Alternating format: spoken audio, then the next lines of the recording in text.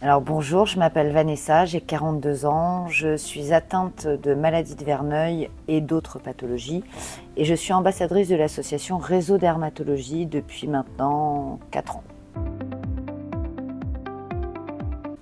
Je suis atteinte de maladie de Verneuil, de maladie de Crohn, de spondylarthrite ankylosante et du coup des effets secondaires derrière, une adénomiose, enfin voilà, des problèmes d'infertilité. Ça a découlé pas mal de choses.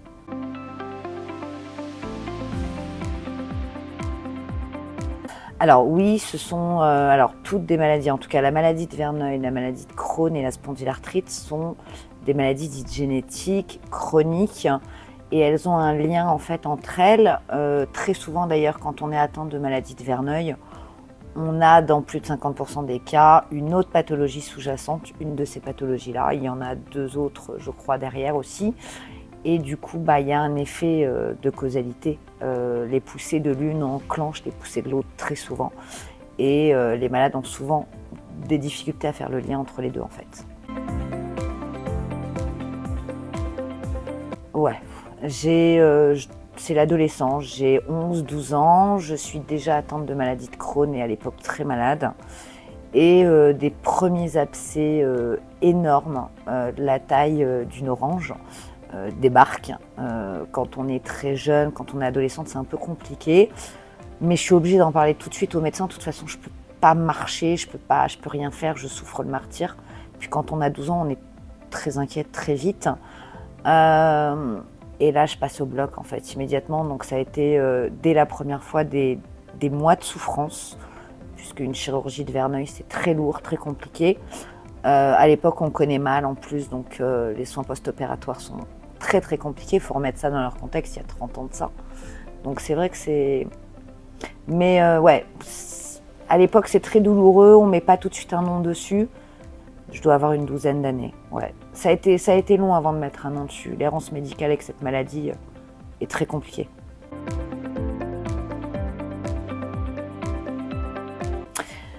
Alors, mon médecin dirait que j'étais dans le déni complet. Moi, je vous dirais que j'ai accepté la maladie comme je pouvais.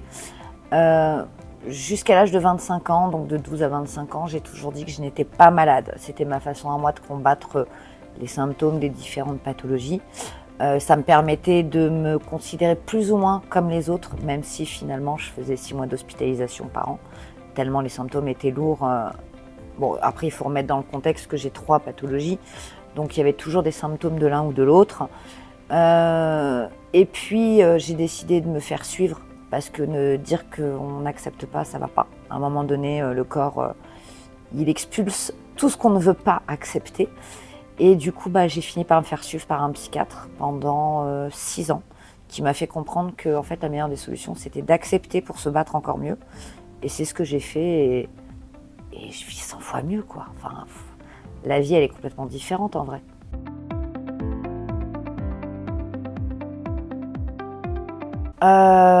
Des atteintes physiques, oui, il y en a énormément. Dans le cadre des maladies de Verneuil, déjà, il faut savoir que jusqu'à il y a quelques années, on ne traitait la maladie souvent que par chirurgie.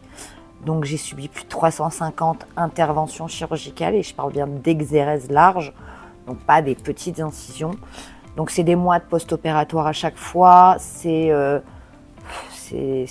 3 ou 4 interventions en même temps en fait, c'est 3 ou 4 zones en même temps ouvertes sur plusieurs centimètres. Donc ça a été des longs mois assez difficiles. L'atteinte psychologique, je pense que quand on vit dès l'âge de 12 ans avec des maladies, une ou des maladies chroniques, oui, le psychologique, il en prend un coup. Évidemment, des gens ont grandi différemment des autres. Je pense que je n'ai pas eu d'adolescence. Je pense que moi, j'ai vécu tout de suite avec la maladie et avec les circonstances, les conséquences et tout ce qui allait derrière. Donc on grandit plus vite que les autres. On tente de se battre avec des armes d'enfant, en fait, qu'on n'a pas. Donc souvent, on devient colérique, en colère, énervé. Et puis on vit avec nos souffrances au quotidien, il ne faut pas l'oublier. Donc toutes ces atteintes-là, que ce soit la maladie de Crohn, j'ai subi moultes interventions, on m'a retiré du tube digestif, je crois que j'ai plus d'1 mètre de retiré à ce jour, donc c'est quand même pas mal sur 7 mètres et quelques.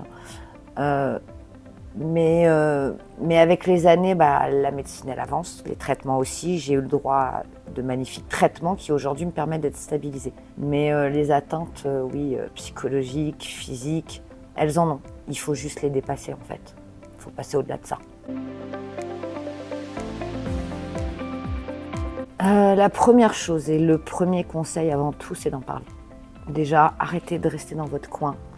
Je sais qu'il est compliqué de parler. Les abcès de Verneuil, la maladie de Verneuil ou même la maladie de Crohn touchent souvent l'intime, les parties anales, vaginales ou même la partie des aisselles, de la poitrine, du torse, que ce soit pour un homme ou pour une femme. Quand ça touche le physique, c'est toujours compliqué. Mais plus vous resterez dans votre coin, plus vous attendrez pour en parler et plus vous souffrirez. Déjà, ça, c'est la première chose. La deuxième chose, c'est si vous voulez pas, ou si vous ne savez pas à qui vous adresser, adressez-vous à des associations.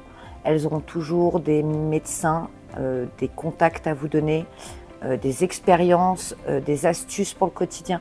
C'est hyper important. Ne restez pas seul, ça c'est la première chose. Et la deuxième chose, c'est, enfin non, la troisième plutôt, pardon, c'est que avec un traitement, aujourd'hui, on peut aller mieux, c'est sûr. Donc n'hésitez jamais à dire à votre médecin que ça ne va pas, que vous n'êtes pas d'accord, que vous souffrez encore, que le traitement ne fait pas assez effet selon vous. On augmentera les doses, on changera les traitements. Aujourd'hui, il existe des astuces, il existe des traitements pour ces maladies qui permettent de diminuer dans le temps les symptômes. Et ça permet de mieux vivre. Donc ne restez jamais seul.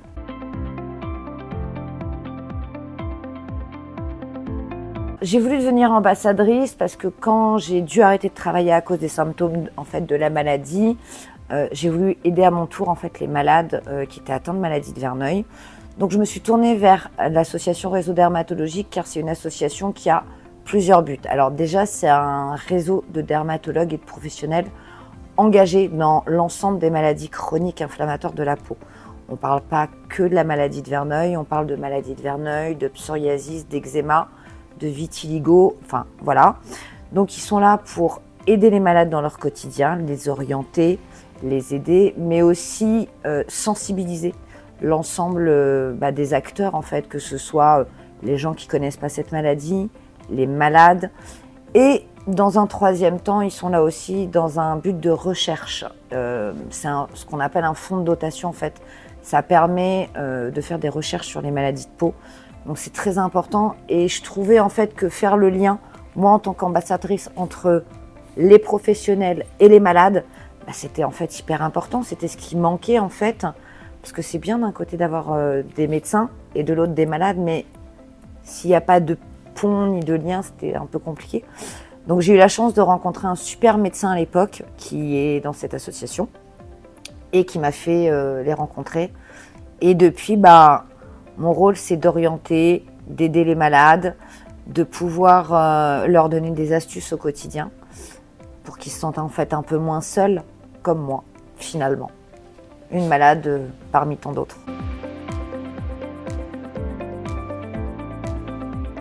Alors, on aimerait toujours voir beaucoup de changements. Le premier, c'est une meilleure prise en charge, c'est-à-dire qu'aujourd'hui, la maladie de Verneuil, c'est encore une maladie méconnue. Dite orpheline, moins d'1% de la population officiellement diagnostiquée. Donc il y a peu de recherche. Il y a peu de dermatos qui la connaissent. Donc oui, plus de recherche sur cette maladie, plus d'informations auprès des malades, toujours plus. Et évidemment, un traitement. Ce serait le bonheur absolu. Un traitement qui guérisse, parce qu'aujourd'hui, il y a des traitements. Mais un traitement qui guérisse, oui. Aujourd'hui, il y a des traitements qui soulagent vraiment drastiquement les symptômes de la maladie de Verneuil, ce qu'on appelle des biothérapies ou anti-TNF. C'est des traitements qu'on a à vie, mais qui dans le temps, vraiment, diminuent au minimum de 50% les symptômes de la maladie. Donc c'est énorme, quoi. C'est vraiment un bienfait majeur. Mais oui, il faut trouver un traitement qui éradique toutes ces maladies de peau. J'aimerais donner juste un message d'espoir aux malades. Dans le cadre de la maladie de Verneuil, moi je suis une ancienne stade 3, c'est-à-dire stade majeur de la maladie, maximum. Aujourd'hui, avec une prise en charge médicale correcte, avec des chirurgies adaptées et avec un traitement de fond, on peut avoir une vie normale ou quasi normale avec Verneuil. Aujourd'hui, on peut diminuer ses symptômes, on peut être amoureux, on peut travailler, on peut vivre. Donc je vous en supplie, ne baissez jamais les bras. Il y a vraiment de réels bénéfices aujourd'hui et bienfaits quand on va mieux avec la maladie de Verneuil et ça va continuer encore et encore. Des recherches sont faites et un jour on trouvera un traitement. Donc ne baissez jamais les bras.